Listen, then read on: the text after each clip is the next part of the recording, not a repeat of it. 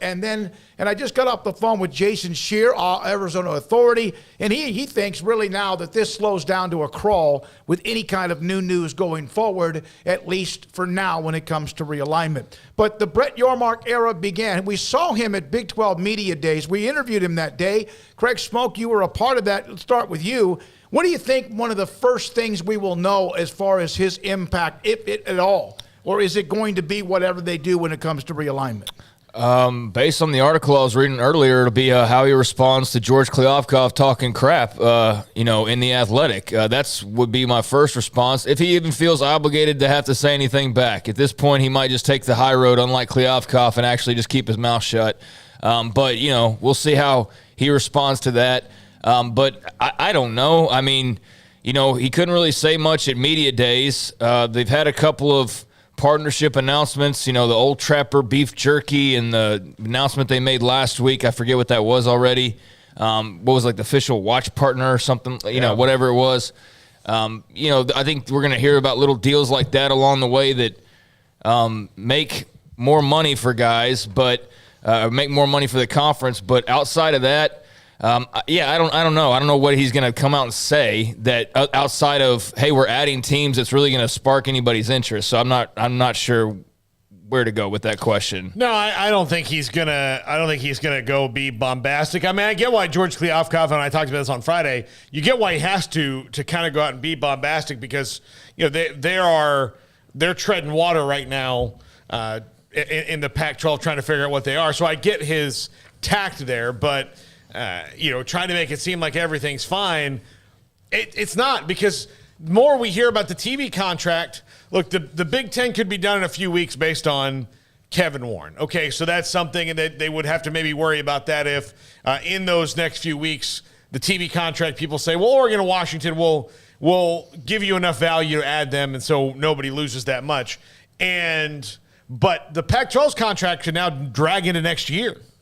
That's really not good. They wanted to get this done so they could have something to turn to their teams and say, and now they really don't have anything. All right, let me ask you this. He basically just kind of talked around the Big Ten and really didn't answer many questions about Kevin Warren. But he then threw what he talked about, how he's trying to avoid the grenades being thrown his way, mentioned Big 12 presidents and others have been texting some of his schools or whatever, and even brought up, I don't know if he ever used the word tampering. If the Big 12's being accused of tampering, what the hell did the Big 10 do?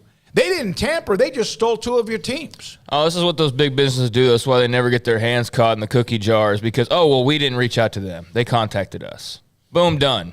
All right, you want to prove it, then go out and prove it, but meanwhile, we're just going to sit here and, stick to that. Right?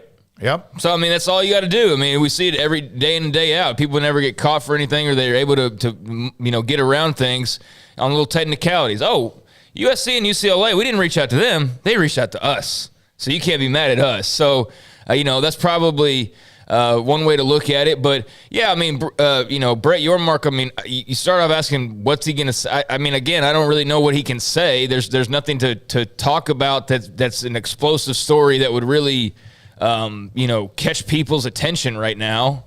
So, outside of responding to Kliavkoff, I can't think of anything that would even entail outside of announcing new teams. But again, that would in a roundabout way probably have to do with Kliavkoff. But yeah, Kliavkoff, let's get to what you're just saying there. For him to come out with the whole college football world watching on Friday and to get up there and have his little media days press conference, I'm sure he soothed the fears of a lot of Pac-12 fans out there. And look, I'm not one that's sitting here wishing for the Pac-12 to die. I'm not here begging for the Big 12 and the Pac-12 to morph into a conference. There's certain teams I really don't want to go visit, and there's certain teams I really don't want, to be in the same conference. So, it'll be interesting to see how all that ultimately works out, but I know there's a lot of fans over there that want to stay the Pac-12. And look, there's hope for that, and there's a lot of fans in the Big 12 that want to be some version, but they want to be the Big 12. And it looks like that's going to be the case. But, for Kliavkoff to sit up there in the midst of all this while the Big 12 is trying to stay alive and doing what they can do, and yeah, that probably does include reaching out to contacts at, Stanford and Oregon and Washington that are long shots and probably not safe bets to be in the Big 12 one day, as well as Arizona and Arizona State and teams that, very well may be looking at the writing on the wall and this TV contract that doesn't have a whole lot of momentum behind it and going, yeah, let's at least gauge their interest a little bit. You know why? Because they're looking to stay alive. and George Kliavkoff to sit up there and just walk right past Kevin Warren and walk right past, the actual architects of what's going on right now, and then try to point the finger at Brett Yormark of the Big 12 is just laughable to me. It's like the fakest tough guy thing of all time. It's like you get punched by the bully in the face, and then you turn around and you punch the little hanger on as if you punched the bully. No, you didn't punch the bully. You punched down. But I don't even think he's punching down. I think he's flailing. He's flailing, yeah. And so, I was sitting there reading those comments on Friday, and obviously we weren't here. And Paul, you were handling that. And at first I was like, okay, cool. Sounds like he's just being really level-headed. And then I started hearing the Big 12 stuff. I'm like, so you're going to attack them and just completely ignore the Big 10 side of this?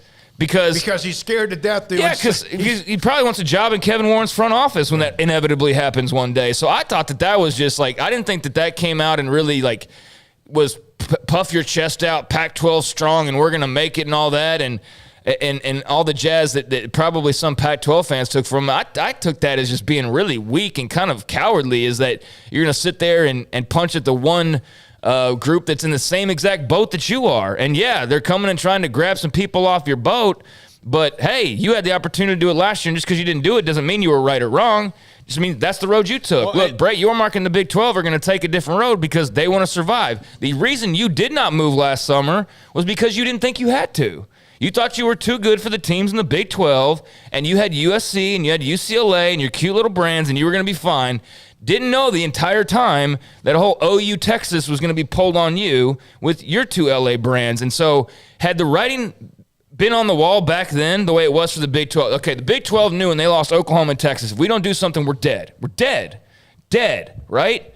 Now, here comes the Pac-12 in a similar situation, except for theirs is worse because their contract's right now. Like, they have this upcoming year. The Big 12 still got a couple of years left. If the shoe had been on the other foot, would the Pac-12 have done the same thing last summer? Hell yeah, they would have. If the shoe had been on the other foot, would the Pac-12 have maybe done something differently? George Kliavkoff last summer got the heads up. USC and UCLA are going to be bolting under the darkness of night. Do you think that maybe you want to grab like a couple Big 12 teams right now? Do you think he probably would have done that? I bet he would have. To what extent he could have if he knew what was coming. If he knew that the LA schools were going to leave. Now, I'm just assuming on that part. But, however, to sit there and act like the Big 12 is doing something wrong or they're tampering or whatever and not say anything about the Big 10, cowardly. Just I didn't want to listen to the rest of what you have to say because I think that's just cowardly on Kliavkoff's part. All right, Paul, you were going to add something to that? Yeah, I think it's – I mean, what Kliavkoff made the mistake of was falling into the – kind of party line things of let me take a shot at the Big 12, with this really clever line, we're not shopping at that store yet, so let me take this shot. But then also do the thing of like, well, I mean, UCLA, we don't know. I mean, the California University system all shares regents and how they could do that. Look, they're gone. They're gone. Yeah. They're leaving, and they'll win in court if you took them that far, and you're not going to, and Gavin Newsom's not going to do anything, so it's going to happen. So when you go through all that stuff and just kind of go through the party line thing, leads me to believe that your plan is kind of in stasis because your TV negotiations have clearly stalled, and unless something happens in the next 3 days, because I guess August 4th was the day. Right. But the TV negotiations have stalled because your product is incomplete at this point, and you have to do something. But you also knew last year that, when you didn't want any of the Big 12 and the Big 12 went and got what they did, and you felt good about yourself, that you weren't interested in brands like that. So, if they didn't want the Big 12 last year, which are better brands going ahead than the ones that they brought in, because if the ones that we brought in were better, they would have already been there. I'm not knocking them, but that's just the case. So now you have to do the same thing the Big 12 did, or try to convince everybody else you're good at 10, which is something the Big 12 did 10 years ago, and we see how that worked out for them. Eventually, it had an expiration date, too. A couple of notes in the chat room. Jermaine Bell, don't overanalyze it. It's clear as day the Pac-12 is a weak commissioner. Just wish the universities the best of luck, and Chip will fall as they may. And then Monty Pritchett, David, if the Big 12's lobbying grenades, then Warren must have dropped a couple of bombs. And